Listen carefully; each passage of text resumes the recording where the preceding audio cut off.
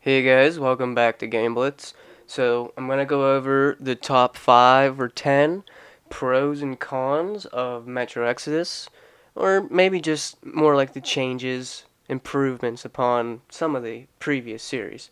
So we're gonna get right into it. Make sure you guys like, share, subscribe to this video, and we're gonna go over the top 10 pros and cons of Metro Exodus.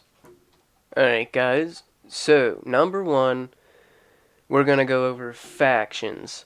So, Metro Exodus introduces what they call factions. So, there's 4 factions, one for apparently each season of the year. So, winter, spring, summer, autumn.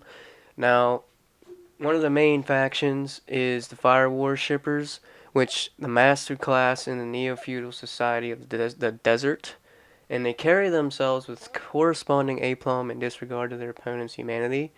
Their name comes from the cult of the Holy Flame, created by their leader, the Baron, to keep the enslaved population at bay. So these factions are more or less like the 4 main groups or factions within the game, one for each season. So when the game turns to summer, you'll be seeing the Fire Worshippers faction. So they're just certain feudal classes throughout the game called factions. So that's number 1. Okay, guys, so number 2 is the hazards introduced in this game. So again, there's 4 seasons: winter, summer, fall, and spring.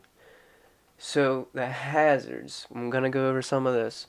The sandstorms for the summer. So the desert is an unforgiving environment at the best of times. The unbearable heat, relentless maintenance required to deal with this sand, especially if you're unlucky. The storms. So these walls of sand will potentially reduce visibility and can prove fatal if cover isn't found in time. So it's sort of like the radiation in a Fallout game. Like, if you're out in a sandstorm, obviously it's going to potentially harm your health and your ability to see, as well as, you know, you know, as well as maintaining a healthy character. So each season has its own distinct hazard. So the winter's gonna have snowstorms. Is Spring has anomalies. So what an anomaly is there's buzzing blue balls of electric energy called anomalies. Now they are oddities of this post-apocalyptic world, extremely dangerous within a certain radius, and can appear at day or night, but they usually follow a straight path. So every season has its own distinct hazard, and that's probably one of the hardships of the game. Okay, guys, so number 3, the weapons. So, the Metro series has always been famed for its unique firearms. 4A Games completely overhauled the weapon system this time around, ensuring that each gun is mechanically functional, and they're going to have customizable, allowing for hundreds of tactical permutations. So, one of the neatest features of this system is that weapons now need to be cleaned and maintained to prevent overheating or jamming. So there's another dimension added for the immersive weapons gameplay. So in the weapons trailer, they released an in-depth video to take over 4 main classes. The 4 main classes are going to be handguns, shotguns, rifles, and specials. So these are just 4 main characters or customizations in this game. So they're still featuring the iconic Kailash and the Bulldog and Anna's weapon of choice, the powerful Valve. So those are the main improvements over the weapon system in this game. Okay guys, now on to number 4. They're introducing a photo mode. So, for the first time in the Metro series, fans will be able to document their journey with photo mode. So, photo mode has been one of the most requested features from the Metro community.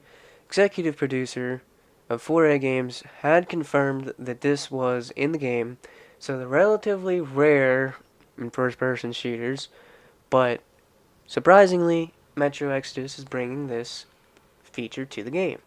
So, photo mode will be available for all platforms and will additionally benefit with the support of ANSO, NVIDIA's proprietary screenshot capture software for PC players. So, photo mode will be available on day 1 of Metro Exodus's launch on February 15th, 2019. Alright guys, now on number 5, we're going to go over the enemies or mutants that are all involved in this game. So I'm going to go over every one of the confirmed creatures or mutants in the game that are going to be available for you to potentially fight. So, number 1, Watchmen. Pack Hunters of the Russian Wasteland. Okay, number 2, Spiders. Spiders are always watching from the shadows. We have Lurkers, scavengers that feed on fallen enemies. Mutated Bears, obviously the undisputed ruler of the forest. Humanimals, nightmarish creatures descended from humans. Demons, these are flying creatures, more like bats, sort of evolved from humans as well.